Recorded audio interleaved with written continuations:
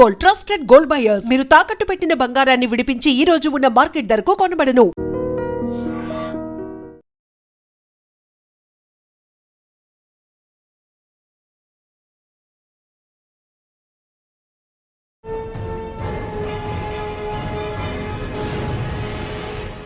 Welcome to iDream. నేను ఉదయశ్రీ. కర్ణాటక రాష్ట్రంలో ఉన్నత విద్యను అభ్యసిస్తున్న విద్యార్థుల ఆరోగ్యానికి సంబంధించి ఆందోళనకరమైన నిజాలు వెలుగులోకి వస్తూ ఉన్నాయి. రీసెంట్గా కొంతమంది స్టూడెంట్స్కి యూనివర్సిటీలో టెస్టులు చేస్తే దాదాపు 7,000 మందికి హెచ్ఐవి ఉన్నట్లుగా నిర్ధారణ అయింది. దీంతో కర్ణాటక ప్రభుత్వం అయితే తక్షణ చర్యలు చేపట్టింది. అన్ని యూనివర్సిటీల్లో కూడా ఈ టెస్టులు చేస్తూ ఉన్నారు.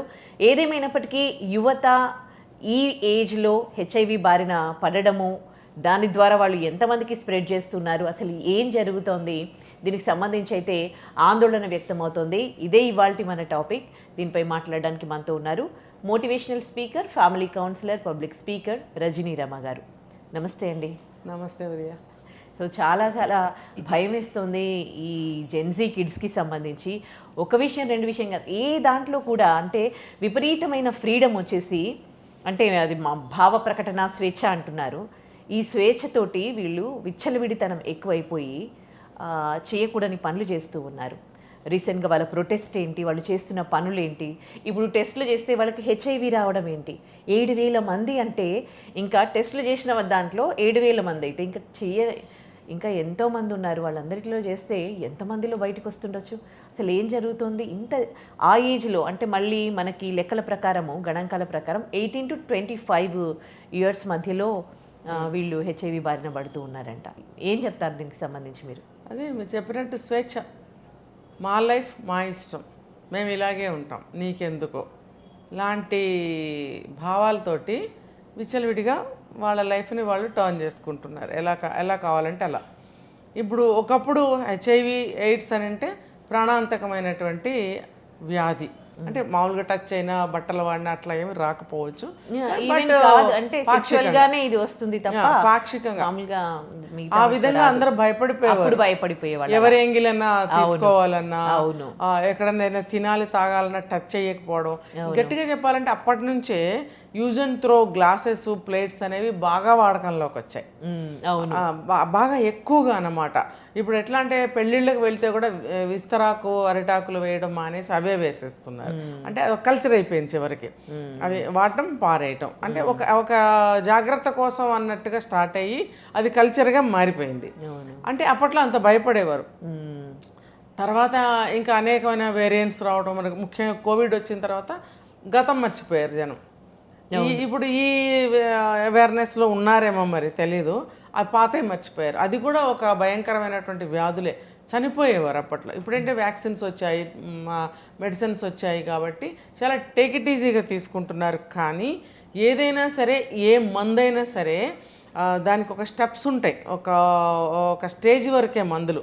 ఆ స్టేజ్ దాటింది అని అంటే ఏ రోగానికైనా సరే మందులు లేవు అని డాక్టర్స్ తేల్చి చెప్తున్నారు. కొన్ని రోగాలకైతే సర్జరీస్ ఒక ఆప్షనల్గా, ఒక ఫైనల్ ట్రీట్మెంట్గా తీసుకుంటున్నారు. కానీ ఇలాంటి వాటికి ఏ సర్జరీ చేస్తారు? కాబట్టి ఒక స్టేజ్ వరకే ట్రీట్మెంట్ ఉంటుంది, తర్వాత ఏమీ ఉండదు, వెళ్ళిపోవడమే పైకి. కాబట్టి జనం ఏమనుకుంటున్నారు, మందులు ఉన్నాయిలే, ఏం కాదులే, మనం చెప్తేనే కదా వాళ్ళకి తెలిసేది, మనం ఎందుకు చెప్తాము. మళ్ళీ మనకి ఎయిడ్స్ వచ్చిందని ఎవరికని చెప్తే మళ్ళీ సిగ్గు. కానీ ఎయిడ్స్ తెచ్చుకోవచ్చు, దొంగచాటుగా డాక్టర్ దగ్గరికి వెళ్ళొచ్చు, మందులు తినచ్చు. అంటే అక్కడ లేదు సిగ్గు, అక్కడైతే ఎవరు చూడరు. ఇలా దొంగ బ్రతుకులు అనమాట ఇవన్నీ, దొంగ బ్రతుకులు, ఆడవాళ్ళు మగవాళ్ళు. కర్ణాటకలో చూసామంటే కేవలం ఈ స్టూడెంట్స్కి టెస్ట్ చేస్తే 7,000 మంది తేలారు. ఇంకా ఎంతమంది తేల్తారో. ఈ లిస్టులో వచ్చేసి 3rd ప్లేస్లో ఉంది కర్ణాటక అని చెప్తున్నారు. ఇది ఎటువంటి పరిణామం? సిగ్గుపడవలసిన విషయమే కదా, భయపడవలసిన విషయమే కదా, జాగ్రత్త తీసుకోవాల్సిన విషయమే కదా. ఫ్యూచర్ అంతా స్పాయిల్ చేసుకున్నారు కదా. రేపు వాళ్ళు ఏమొద్దు, మాకేం కావాలి, ఫ్రీడమా వీళ్ళు కావాలంటే. మేము చదువుకున్నాం, మేము ఉద్యోగం చేస్తున్నాం, మేము డబ్బు సంపాదించుకున్నాం, తింటున్నాం, తిరుగుతున్నాం, ఇంకా ఏదైనా కావాల్సినట్టుగా అమ్మాయిలతో అబ్బాయిలతో తిరుగుతున్నాము. తర్వాత ఎన్నాళ్ళు ఉంటే పోతామని చెప్తున్నారు. పోతారట. కాబట్టి ఇప్పుడు ఈ తరం వాళ్ళు ఇలా మాట్లాడుతున్నారు. కాబట్టి ఇప్పుడు ప్రజెంట్ కమింగ్ జనరేషన్ వాళ్ళు ఎవరు కూడా, అంటే ఇప్పుడు పెళ్ళిళ్ళు చేసుకున్న వాళ్ళు ఎవరు కూడా పిల్లల్ని కనాల్సిన అవసరం లేదు, ఎందుకంటే వాళ్ళు పోతామంటున్నప్పుడు వీళ్ళు కనాల్సిన అవసరమే లేదు. అలా తీసుకోవాలి. అంటే అది ఎంత హాస్యాస్పదంగా చేసేస్తున్నారంటే, ఎవరిని కదిపినా సరే మేము పోతాం, ఏంటి ఇప్పుడు నష్టం, మేము ఎవరి కోసం బ్రతకాలి, అంత తేలిగ్గా మాట్లాడుతున్నారు. చిన్న జీవితం ఒకే లైఫ్, ఏదనుకుంటే ఇలాంటి మాటలు మాట్లాడుతున్నారు. మరి ఇంత కష్టపడి కని పెంచి మీకు ఒక దారి చేసామని మాట్లాడుతుంటే ఏమంటున్నారు తెలుసా? మేము అడిగామా? ఏంటి మూర్ఖపు ప్రశ్నలు? మీరు అడిగినా అడగకపోయినా జన్మ అనేది ఒకటి వచ్చింది మీకు, మీ జన్మని మీరు కాపాడుకోవాలి కదా. ఇప్పుడు ఇంత హ్యాపీగా తింటున్నారు, కలర్ఫుల్ బట్టలు వేసుకుంటున్నారు, మీకు చదువుకుని ఉద్యోగం చేస్తున్నారు, సంపాదించుకుంటున్నారు, ఎలా కావాలంటే అలా జీవించే ఆనందాన్ని ఈ కలర్ఫుల్ ప్రపంచంలో ఇంకా చాలా విషయాలు ఉన్నాయి, నేర్చుకోవాల్సినవి, తెలుసుకోవాల్సినవి, చూడాల్సినవి, అనుభవించాల్సినవి. అవన్నీ చూడరా మీరు? పోతామంటే ఇదే జీవితమా? ఒకటి సాధించండి మీరు. ఎప్పుడు ఏ విషయంలో తీసుకున్నా సరే మంచికే ఓటు కదా, చెడుకి ఎక్కడా లేదుగా ఓటు, ఎక్కడ స్థానం కూడా లేదు కదా. మరి అలాంటప్పుడు మీరు ఏదైనా ఒక మంచి సాధించండి, మీరు చరిత్రలో మిగులుతారు. చరిత్రలో మిగిలేంత మంచి మీరు చేయలేకపోతే అట్లీస్ట్ మీ వరకు మీరైనా ఒక మంచి చేసుకోండి. మీరు ఆరోగ్యాన్ని చక్కగా బాగా చూసుకున్నారనుకోండి, మిమ్మల్ని చూసి ఇంకోటి బాగుపడతాడు కదా. ఎలా చూసుకోవాలి? అసలు ఒకరి గురించి ఆలోచిస్తున్నారంటారా? ఎవరినో బాగు చేయాలని, నేను ఎవరి కోసం బాగుపడాలి అంటే నేను ఇక్కడ ఒక సూచన చేస్తున్నా, మీరు ఒక మంచిని సాధించండి. మీరు అలా చెప్పినా మిమ్మల్ని క్వశ్చన్ చేసే అది జెన్జీ వీళ్ళు. ఒకవేళ మీరు అలా చెప్పినా కానీ మీరు చెప్పినట్టు నేనెందుకు వింటాను?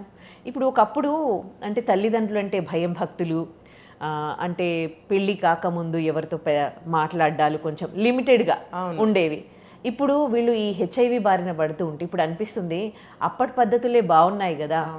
ఇప్పుడు తల్లిదండ్రులతో ఫ్రెండ్లీ పేరెంటింగ్, టీచర్స్తో ఫ్రెండ్లీ టీచర్స్, ఇవన్నీ అయిపోవడం వల్ల ఇప్పుడు ఈ పిల్లలు ఈ హెచ్ఐవి బారిన పడడానికి ఇవన్నీ రీజన్స్ కావా? రీజన్సే. ఇంకొకటి ఏంటంటే సంకరం అయిపోయింది, స్థితిగతులన్నీ కూడా సంకరం అయిపోయాయి మన భారతదేశంలో. ఎక్కడెక్కడి నుంచో అన్నీ కూడా ఇంపోర్ట్ అయిపోయినాయి. బట్టలే కానీ, ఫుడ్డే కానీ, ఫ్యాషన్సే కానీ, కల్చర్సే కానీ మార్పులు జరిగిపోయాయి అన్నీ. మనది మనం ఎవరూ చేయట్లేదు. ఒక స్టేట్లో ఉన్నవాళ్ళు వాళ్ళ స్టేట్కి సంబంధించినవే ఆచార వ్యవహారాలు కానీ, డ్రెస్ వేరింగ్ కానీ, మాట్లాడే విధానం కానీ, పెద్దల్ని గౌరవించే తీరు కానీ, ఏదైనా సరే ఏ స్టేట్కి సంబంధించిన కల్చర్ ఆ స్టేట్లో ఉంటుంది. రీజనల్ కల్చర్స్ ఉంటాయి. ఉన్నప్పుడు వీడెళ్ళి పక్కదాన్ని ఒక కల్చర్ని మనం తెచ్చుకుంటాము. ఏంటి మనం మాట్లాడుకున్నాం మనం, అదేంటది సంగీత్ అని, హల్దీ అని, ఇంకొకటి ఇలా అన్ని స్టేట్స్లోనూ ఆ కల్చర్ లేదు. మనకున్నది వాళ్ళకున్నది. ఏం చేస్తున్నారు? అక్కడి నుంచి ఒకటి, ఇక్కడి నుంచి ఒకటి, అక్కడి నుంచి ఒకటి తెచ్చుకుని మన ఆచార వ్యవహారాలు సంకరం చేసేస్తున్నారు. అలాగే ఒక ఫుడ్ హ్యాబిట్స్, మనం ఏం తింటాం? బర్గర్లు తిన్నామా ఎప్పుడన్నా? పిజ్జాలు తిన్నామా? లేకపోతే శాండ్విచ్లు తిన్నామా? ఇవన్నీ ఎక్కడి నుంచి వచ్చాయి?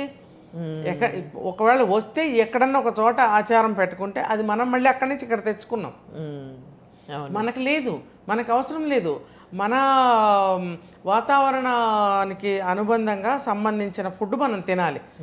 సౌత్ ఇండియన్స్ అనుకో, ఇక్కడ సాయిల్ ఏంటంటే రైస్ పండడానికి అనుకూలమైనటువంటి సాయిల్ కాబట్టి, ఉష్ణోగ్రతలు తీవ్రంగా ఉంటాయి కాబట్టి ఇక్కడ రైస్ తింటారు మనుషులు.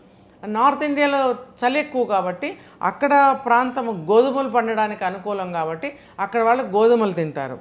ఇప్పుడు ఏమైంది? ఇక్కడ దాకా ఇక్కడ అందరు తింటున్నారు. అంటే ఇలాంటి మంచి ఫుడ్ అయినప్పుడు ఏదైనా తీసుకుంటే తప్పులేదు. ఇప్పుడు మనం ఫారిన్ కంట్రీస్ నుంచి ఎన్ని తెచ్చుకున్నాం మనం దరిద్రాల్ని. ఇప్పుడు ఈ కల్చర్ కూడా అమ్మాయిలతో తిరిగే కల్చర్ని కూడా అక్కడి నుంచి తెచ్చుకున్నాం మనం. అర్థమైందా? అదే ఒక అంటువ్యాధిని తెచ్చుకున్నట్టు తెచ్చుకున్నాం. అదేమవుతుంది? నిమిషాల మీద స్ప్రెడ్ అయిపోయింది. స్ప్రెడ్ అయిపోవడం వల్ల ఇలా తిరిగేస్తున్నారు. దానికి తోడుగా ఏమని చెప్తున్నారంటే, నేను ఇండిపెండెంట్ని, నా కాళ్ళ మీద నేను నుంచుంటున్నాను, తర్వాత నా సంపాదన నేను సంపాదించుకుంటున్నాను, నేను ఎవరి మీద ఆధారపడటం లేదు, నేను పెళ్లి చేసుకోను, నా ఇష్టం వచ్చినట్టు నేను ఉంటాను, నేను ఫ్రీగా ఉంటాను, ఫ్రీడమ్ కావాలి నాకు. అది ఎందుకమ్మా అంటే ఏమవుతుంది? ఇది ఎందుకయ్యా అంటే ఏమవుతుంది? వాళ్ళు చేయట్లేదా, వీళ్ళు చేయటం లేదా? ఇలా కంపారిజన్స్ తీసుకుంటారు. తీసుకుని అందరూ అన్నిటికీ అలవాటు పడిపోయి చివరికి పేరెంట్స్ని ఎదిరించే స్థితికి వచ్చారు. పేరెంట్స్ కాకుండా బయట వాళ్ళు ఎవరు చెప్పినా హక్కేముంది? మీరెవరు నాకు చెప్పడం వారియు అని అడుగుతున్నారు కదా, మనకు అనవసరం. ఇప్పుడు చూడండి, కింద పడి ఏమన్నా అయిపోయినా సరే పక్క నుంచి వెళ్ళిపోతున్నారు. అవును, అప్పుడు ఎందుకు పట్టించుకోవు అని అడుగుతున్నారు, ఇక్కడ పట్టించుకుంటే నీకెందుకు అని అడుగుతున్నారు కదా. అంటే ఎందులోనైనా సరే మనం పట్టించుకుంటే మనకేమవుతుందో అనే భయంతో మనిషి అనేవాడు సమాజంలో తయారైపోయాడు. ఈ సంకరమైనటువంటి అలవాట్లన్నిటితోటి మన భారతదేశం అనేక రకాల మనుషులతోటి అనేక రకాలైనటువంటి ఆచార వ్యవహారాలు, ఆహారపు అలవాట్లు, మైండ్ సెట్ అన్నీ కూడా మారిపోవడం వల్ల అందరూ కూడా చెడు వైపుకే ప్రయాణం చేస్తున్నారు. చేస్తూ ఏమవుతుంది, మా ఇష్టం వచ్చేట్టు మేము ఉంటాం. అదేంట్రా ఏమన్నా రోగాలు వస్తాయి, అనవసరంగా ప్రాణాలు పోతాయిరా అంటే పోతాం ఏముంది ఇందులో పోతాం. ఇప్పుడు మీరు మర్డర్స్ అయినా కానీ చూసుకోండి, ఎమోషన్స్ ఏవి కంట్రోల్లో ఉంచుకునే అది కెపాసిటీ అనేది ఎవరిలో ఉండట్లేదు. ఎందుకు అంటే చిన్నప్పటి నుండి పేరెంట్స్ అంటే భయం భక్తి లేదు, టీచర్స్ అంటే భయం భక్తి లేదు. ఈ భయము భక్తి, పెద్దవాళ్ళంటే గౌరవము, ఇవి ఉంటే నిజంగా ఇలాంటి పరిస్థితి వచ్చేదా? నిజంగా మళ్ళీ పాత రోజులు వస్తాయంటారా? ఎందుకంటే ఎప్పుడైతే భయము భక్తి ఉందనుకోండి, వాళ్ళు ఏమైనా తప్పు చేయాలంటే భయపడతారు. ఏమన్నా అంటే పెళ్ళి కాకముందే పిచ్చి తిరుగుళ్ళు తిరగాలన్నా కానీ ఒకలాంటి భయం ఉంటుంది. ఇప్పుడు ఆ కల్చర్ అనేది పోయింది కదా, మళ్ళీ ఆ కల్చర్ అనేది వస్తుందా? లేకపోతే మళ్ళీ పాత రోజులు వస్తాయా? పాత రోజులు వస్తాయా అంటే ఎక్కడ వాళ్ళు అక్కడే ఉంటే వస్తాయి. ఎక్కడ వాళ్ళు ఎక్కడ ఎందుకు ఉంటున్నారు? ఎక్కడో ఉన్నవాళ్ళు ఇక్కడికి వస్తున్నారు, ఇక్కడ ఉన్నవాళ్ళు ఇంకో చోటకి వెళ్తున్నారు. ఎవరు ఒక చోట ఉండట్లేదు. ఉన్నవాళ్ళు ఉన్న చోటే ఉంటే ఎక్కడ విషయాలు అక్కడ బ్రహ్మాండంగా ఉంటాయి. కల్చర్ బాగుంటుంది, పద్ధతులు బాగుంటాయి, ఆచార వ్యవహారాలు బాగుంటాయి, తల్లిదండ్రుల మాట వింటారు, టీచర్స్ మాట వింటారు, తర్వాత పెద్దల్ని గౌరవించడం అంటే ఏంటో తెలుస్తుంది. ఒక పనిని ఎలా చేయాలి, ఎవరి పని వాళ్ళకు ఉంటుంది కదా. వ్యవసాయదారులు ఉంటారు, ఎంత చదువుకున్నా కానీ ఇంట్లో తండ్రికి వ్యవసాయంలో సాయం చేయాలి. అప్పట్లో చేసేవారు, మా అబ్బాయి చదువుకున్నా సరే వ్యవసాయం కూడా చేస్తాడనేవారు. ఇప్పుడు ఎవరున్నారు? ఈ పిల్లలు ఉద్యోగాలకు వచ్చి తండ్రులతోటి వ్యవసాయం మానిపించేస్తున్నారు. పోనీ వీళ్ళైనా సరిగ్గా చూసుకుంటారంటే ఏమో తెలియదు. ఇలా తయారైంది. కాబట్టి ఇప్పుడు సాఫ్ట్వేర్ ఉద్యోగాలని, ఏఐ జాబ్స్ అని వచ్చేసాయి. అయితే ఇక్కడ నేను అనేది ఏంటంటే, జాబ్స్ కోసమని మీరు ఒక దగ్గరకు వేరే దగ్గరికి వెళ్ళినంత మాత్రాన మీరు మీ ఇంటి పద్ధతులు, మీ ఊరి పద్ధతులు, మీ ఆచార వ్యవహారాలు ఇవన్నీ మానేయాల్సిన అవసరం ఉందా? లేదు కదా. ఇప్పుడు నేను ఒక చిన్న విషయం చెప్తా. శ్రీనివాస రామానుజన్ అని చెప్పి ఒక గ్రేటెస్ట్ మ్యాథమెటిషియన్ ఫ్రమ్ తమిళనాడు. ఆయన ఆ రోజుల్లోనే లండన్ వెళ్ళినప్పుడు ఆయన ఇక్కడి నుంచి బియ్యం, పప్పు, ఉప్పు తీసుకెళ్ళి ఆయన వంట ఆయన చేసుకుని తెల్లవారుజామున లేచి సంధ్యావందన అన్నీ చేసుకుని 3 పూట్ల సంధ్య వార్చుకుని ఆయన వంట ఆయన చేసుకుని తింటాను అంటేనే తల్లి పంపించిందట. తల్లి మీద గురి, తల్లి మాట మీద గురి, తల్లి అంటే భయం భక్తి. తర్వాత మన ఉనికిని ఎక్కడికి వెళ్ళినా కూడా మర్చిపోకూడదు అనే ఒక విషయాన్ని వాళ్ళ పిల్లలకి బాగా నేర్పించిన రోజులవి. ఇంకా చెప్పాలంటే ఏ దేశం ఎగినా ఎందుకు ఆలిడినా పొగడరా నీ తల్లి భారతిని అని అన్నారు. ఇక్కడ మనం ఏం చేయొచ్చు అంటే ఏ దేశం ఎగినా ఎందుకు ఆలిడినా మన విలువల్ని, మన పద్ధతుల్ని మనం మార్చుకోకూడదు. ఇప్పుడు ఫారినర్స్ వస్తారు, వాళ్ళు ఏం మార్చేసుకుంటున్నారు? మన ఇండియాకి వస్తే వాళ్ళు ఎలాగైనా ఉంటున్నారు, వెళ్తున్నారు. మహా అయితే ఇక్కడ ఫుడ్ ఎలా ఉంటుందో టేస్ట్ చూస్తారు. ఈ ఫుడ్ తీసుకెళ్ళి అక్కడ వండుకుంటారా? మనం పిజ్జాలు తెచ్చుకొని ఇక్కడ తింటున్నాం. మళ్ళీ ఇప్పుడు మీరు అన్నారు ఏ దేశం ఎగినా ఎందుకు లేడినా పొగడరా నీ తల్లి భూమి భారత్, నేను బ్లడీ దేశీ అని అంటారు. ఇప్పుడు బ్లడీ దేశీ అంటున్నారు, దేశీ పీపుల్. అదొక అంత గర్వంగా దాంట్లో చెప్తే అదేదో కొన్ని విషయాలలో కూడా పెద్దవాళ్ళు ఏదైనా చాదస్తం చేసినప్పుడు కూడా ఈ జెన్జీ కిడ్స్ అది ఊరుదానివా, ఊరు మొహాలు, ఊరు ఇట్లా మాట్లాడుతూ ఉన్నారు. ఎందుకు మాట్లాడాల్సి వచ్చిందంటే వీళ్ళని షైన్ చేసి బయటికి పంపిస్తున్నారు కదా. కాళ్ళు ఎరగొట్టి ఊళ్ళోనే ఉంచినట్టయితే నువ్వు కూడా నిజంగా అది నువ్వు అనుకున్నట్టయితే నువ్వు ఆ బ్లడీ అయ్యేవాడివి. నిన్ను మాకన్నా ఒక మెట్టు పైన ఉంచాలి, మా పిల్లలు మాలా కష్టపడకూడదు అనుకుని వాళ్ళు చెమట వచ్చి మట్టి పీసికి మట్టిలో పనిచేసి ఆ డబ్బును తీసుకొచ్చి మిమ్మల్ని ఇక్కడికి పంపిస్తే నీకు ఇప్పుడు బ్లడీ ఊరయ్యింది ఇది కదా. అందుకని ఇప్పుడు నేను 1 year 2 years బ్యాకే నేను ఒక విషయం చెప్పాను ఏంటంటే, వ్యవసాయదారులు ఉన్నారనుకోండి, ఆ పిల్లల్ని మినిమం 10th క్లాస్ ఇంటర్ వరకు వాళ్ళ ఊర్లో ఏదుంటే చదివించి వాళ్ళని వ్యవసాయంలోనే పెట్టాలి వాళ్ళని. ఒకవేళ నెటిజన్స్ ఎవరైనా నా మాటను తప్పుపడితే క్షమించాలి. ఎందుకనంటే మమ్మల్ని ఇక్కడే ఉండమంటారా? అది కాదు. మీరు అక్కడ ఉంటేనే కదా దేశం పచ్చగా ఉండేది. మీరు దేశం కోసం నేనెందుకు బతకాలి, అలా కాదు, అన్నదాత అంటారు వ్యవసాయదారులు కదా. మీరు అన్నదాతలు. ఆ రోజుకి ఈ రోజుకి ఏ రోజుకి కూడా రైతు పండిస్తేనే ఎక్కడో కూర్చుని తింటాం. మీరు పండించకపోతే మీరు పండిస్తారు, మీ తర్వాత ఎవరు పండిస్తారు? వాళ్ళు పండించలేదు అనుకోండి, మీ ముందు తరాల వాళ్ళు కూడా తిండి లేకుండా, ముందంటే వాళ్ళ తర్వాత వచ్చే తరాలు కూడా తిండి లేకుండానే బాధపడతారు కదా అన్నదాతలు పండించడం మానేస్తే. అందుకని వాళ్ళు తరతరాలు వ్యవసాయం చేసేవాళ్ళు వ్యవసాయమే చేస్తూ ఉన్నారనుకోండి, వాళ్ళకి పంట పొలాలు పెరుగుతాయి. వ్యవసాయంలో ఇంకా ఆధునిక పద్ధతుల ద్వారా వాళ్ళు వ్యవసాయం చేయగలుగుతారు, ఇంకా పంట మంచిగా పండించగలుగుతారు. ప్రభుత్వాలు వాళ్ళకి అనేకమైనటువంటి ఫెసిలిటీస్ని అవకాశాలని ఇస్తుంది, ఎప్పటికీ ఇస్తుంది గవర్నమెంట్. అలాంటివి తీసుకుని వాళ్ళు అందులో ఇంకా ముందుకెళ్ళచ్చు. ఒక్క వ్యవసాయదారులే కాదండి, ఏ పని చేసుకోవాలి. ఇప్పుడు ఏమంటారు, వృత్తి పనులు, చిన్న చిన్న పనులు అంటారు కదా, అవన్నీ అసలు ఎక్కడున్నాయి? అంతరించిపోలేదా? అందరూ చదువుకుని అందరూ ఉద్యోగాలకు వచ్చినప్పుడు ఇప్పుడు ఏమైంది? సాఫ్ట్వేర్ ఉద్యోగాలు అందరికీ వచ్చాయి, సడన్గా అందరికీ పోతున్నాయి కదా. ఇవి కూడా టెంపరీగా ఉన్నప్పుడు మళ్ళీ మీరు బ్యాక్ వెళ్ళి ఏం చేయాలనే ప్రశ్న మీ ముందు నిలబడుతున్నప్పుడు, ఇందాక మీరు అన్నారు పాత రోజులే బాగున్నాయని, ప్రతి ఒక్కళ్ళు అనుకుంటున్న మాటలే. పాత రోజులు అంటే ఏంటి? మీ వ్యవసాయం చేసుకున్న రోజులే బాగున్నాయని కదా అర్థం. ఒకవేళ మీరు ఈ మాట అనుకున్నట్టయితే, వ్యవసాయదారులు అనుకున్నట్టయితే కనుక పాత రోజులే బాగున్నాయి అనుకుంటే, మరి మళ్ళీ మీరు వెనక్కి తిరిగి వెళ్ళి ప్రశ్న మీ ముందు నుంచున్నప్పుడు మీరు చేయగలిగిన పని ఏముంది అంటే వ్యవసాయమే మరి అక్కడ. అందుకని ముందు నుంచి కూడా ఎవరు ఏ వృత్తుల్లో ఉన్నారో, ఎవరు ఎక్కడ ఉన్నారో అక్కడ ఉంటేనే దేశం సుభిక్షంగా ఉండుండేది. అంటే డెవలప్మెంట్ అవ్వద్దా అంటే డెవలప్మెంట్ అవుతుంది. డెవలప్మెంట్ అవుతున్నప్పుడు మీ పిల్లలు ఎవరైతే ఉన్నారో సజావుగా, పద్ధతిగా, సంస్కారంగా ఆ డెవలప్మెంట్ని అందుకోగలిగితే, ఆ టెక్నాలజీని యూజ్ చేసుకుని మంచిగా జాబ్ చేసి మళ్ళీ మీరు నేర్పించిన సంస్కారంతో వెనక్కి తిరిగి వచ్చినప్పుడు మీరు డెవలప్ అవ్వండి. అవ్వటం కోసమే కదా అవన్నీ వృద్ధి చెందుతున్నాయి.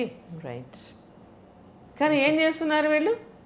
వచ్చి ఎయిడ్స్ బారిన పడటము, లేకపోతే ట్రాప్లో పడటము, హత్యలు చేయటము, ఆత్మహత్యలు చేసుకోవడము, చిన్న ఏజ్ లోనే డ్రగ్స్కి అలవాటు పడడం, ద్రవ్యాలకు అలవాటు పడడము, ఇవన్నీ మీరు చూడండి రోడ్ల మీద కానీ ఇంకా స్కూల్స్ చిన్న పిల్లలు కూడా స్మోక్ ఎంత అసలు వాళ్ళు అంటే డిఫరెంట్ హెయిర్ స్టైల్స్ వేసుకొని అదేంది 2 వీలర్స్ పైన ముగ్గురు వెళ్తూ స్మోక్ చేస్తూ అసలు వాళ్ళని చూస్తూ ఉంటే అసలు ఏమైపోతుంది. మరి మేము డెవలప్ కావద్దా అని ఎవరైనా క్వశ్చన్ చేసినట్టయితే ఇవే సమాధానాలు దొరుకుతున్నాయి. కాబట్టి ఎవరికి వాళ్ళు నిర్ణయించుకోవాల్సిన విషయం అన్నమాట ఇది.